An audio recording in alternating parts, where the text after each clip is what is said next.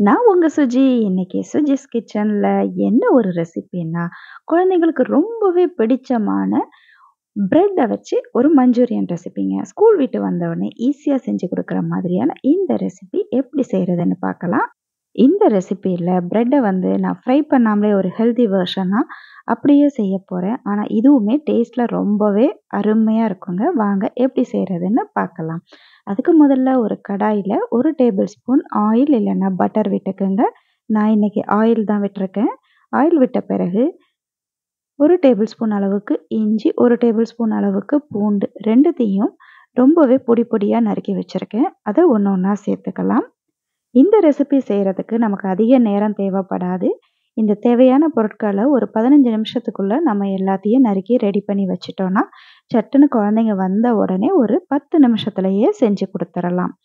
இப்ப இஞ்சியும், பூண்டையும் பொடி பொடியா நறுக்கி சேர்த்துட்டு எண்ணெயில வதக்கிட்டோம்.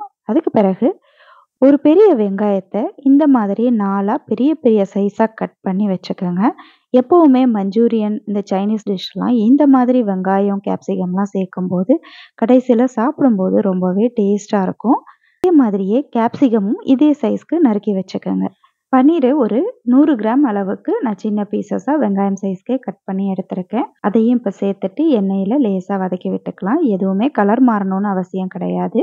வழக்கமா மஞ்சூரியன் டிஷ் அப்படின்னாலே, அது வந்து சோயா மஞ்சூரியனா இருக்கட்டும், இல்ல சிக்கன் மஞ்சூரியனா இருக்கட்டும், இல்ல கோபி மஞ்சூரியனா இருக்கட்டும், எல்லாத்துலயுமே முதல்ல அந்த வெஜிடபிளையோ, சிக்கனையோ ஃபர்ஸ்ட்டு ஆயில் ஃப்ரை பண்ணிட்டு, அதுக்கப்புறம் மஞ்சூரியன்ல இந்த மாரி சாஸ்லாம் ஊத்துன பிறகு சேர்ப்பாங்க. இன்னைக்கு நான் பிரெட்ட வந்து அந்த மாரி ஃப்ரை பண்ணல.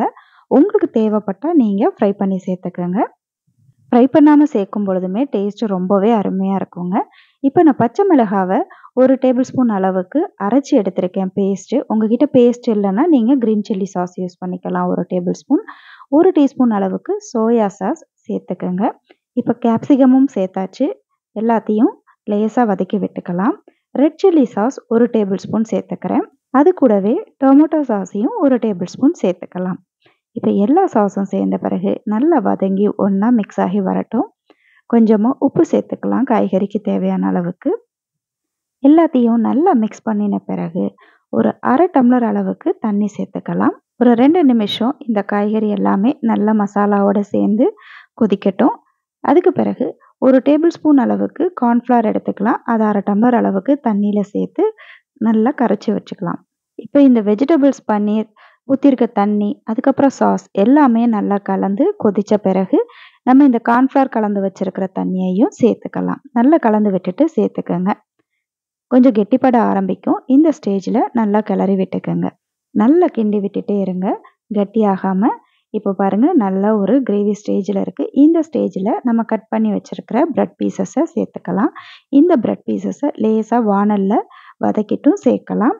நான் பிரெட்ட லேசா டாஸ் பண்ணிட்டு அப்படியே சேர்த்துருக்கேங்க. எல்லாமே நல்லா ஒண்ணா மிக்ஸ் ஆகி எல்லாம் அழகா வந்த பிறகு மேல சீஸ வந்து தூவி இறக்கிரலாம். பாருங்க எவ்வளோ அழகா சீஸ் லோடடா வெஜிடபிள்ஸோட இந்த சில்லி பிரெட் மஞ்சூரியன் ரெடி ஆயிடுச்சு. அவ்வளோதான், ரொம்ப யம்மியா நம்மளோட சில்லி பிரெட் மஞ்சூரியன் ரெடி ஆயிடுச்சு. இப்போ ஸ்கூல் விட்டு வந்தோடனே என் பையன் ரொம்ப பசியோட காத்திருக்கான். அவனுக்காக நான் இதை சாப்பிட கொடுக்க போறேன். வாங்க என்ன சொல்றாருன்னு பார்க்கலாம். எப்படி இருக்கா மீர்? சூப்பராக இருக்கு. ஓகே, சில்லி பிரெட் உனக்காக பன்னீர்லாம் போட்டு கொஞ்சம் ரொம்ப எக்ஸ்ட்ரா லோடட் சீஸ் பண்ணியிருக்கேன். குட்,